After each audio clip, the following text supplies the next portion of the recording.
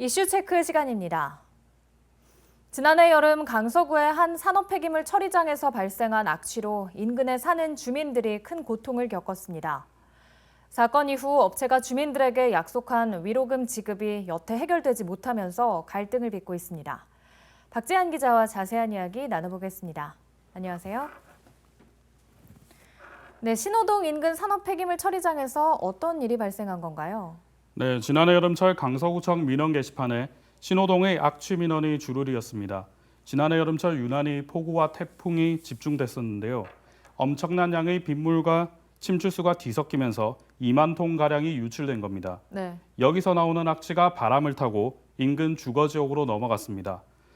그래서 7월부터 9월까지 약 3개월 동안 주민들이 밤잠을 못 잘 정도로 악취 때문에 큰 고통을 겪었습니다. 빗물과 침출수가 뒤섞이면서 2만 톤 가량이 유출된 거면 정말 어마어마한데요.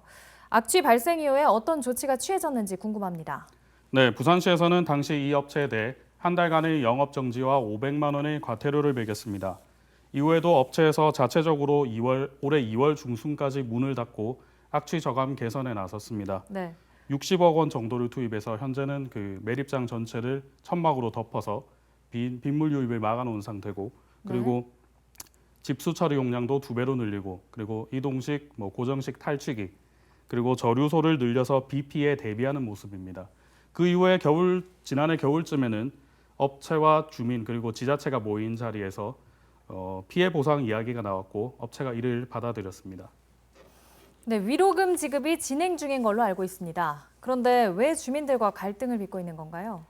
네, 문제는 업체와 주민 간 위로금 지급 방식이 엇갈리면서부터입니다. 네. 대상 지역은 신호동 5개 아파트 단지와 본동마을까지 6개 통의 7,500여 세대가 대상입니다.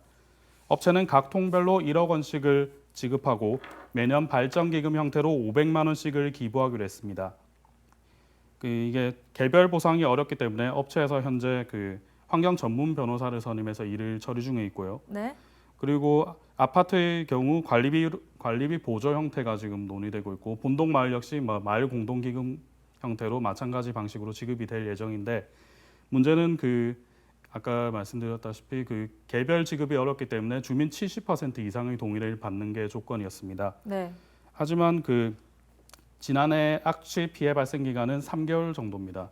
근데 본동 마을의 경우에는 원룸 형태가 많기 때문에 그 당시 피해를 입은 주민을 일일이 찾아서 동의를 받기는 사실상 어려운 실정입니다. 이 때문에 이제 지급이 늦어지다 보니까 업체에서 위로금을 지급하지 않으려고 한다는 그런 오해도 생기고 있습니다. 아파트 사이에서도 그런 불협화음도 나오고 있습니다. 이 단지별로 세대수가 다르기 때문에 세대수를 고려해서 이렇게 위로금 산정을 다시 해야 된다. 이런 주장도 나오고 있습니다. 네, 그렇군요. 해당 시설은 부산에서 유일한 산업 폐기물 처리장으로 알고 있습니다. 그런데 벌써부터 쓰레기 대란 우려도 나오고 있다고 하죠. 네, 문제는 이 매립장이 2025년 3월에 운영이 종료된다는 겁니다. 네. 2년 전 기장군의 다른 매립장이 있었는데 이 시설이 용량이 꽉 차면서 현재는 가동이 중단된 상태입니다. 부산시에서는 이제 골든타임을 놓쳤다는 지적도 일고 있는데요. 3폐장 건설에 5년 이상이 걸리기 때문입니다. 침추수 처리와 악취 방지 등 까다로운 기준을 충족시켜야 하기 때문에 도심지의 건립은 지금 사실상 불가능합니다.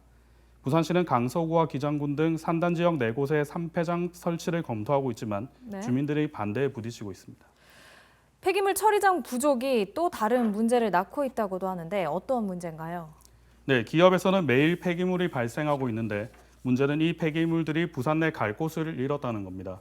어쩔 수 없이 교외인 사천이나 경주 그리고 울산으로 내보내고 있는데 네. 이럴 경우 물류 비용이 추가로 발생하기 때문에 처리 비용이 늘 수밖에 없습니다. 또 다른 문제는 불법 매립이 횡행한다는 겁니다. 네. 땅에 묻으면 지자체가 이를 적발하기가 사실상 쉽지 않기 때문입니다.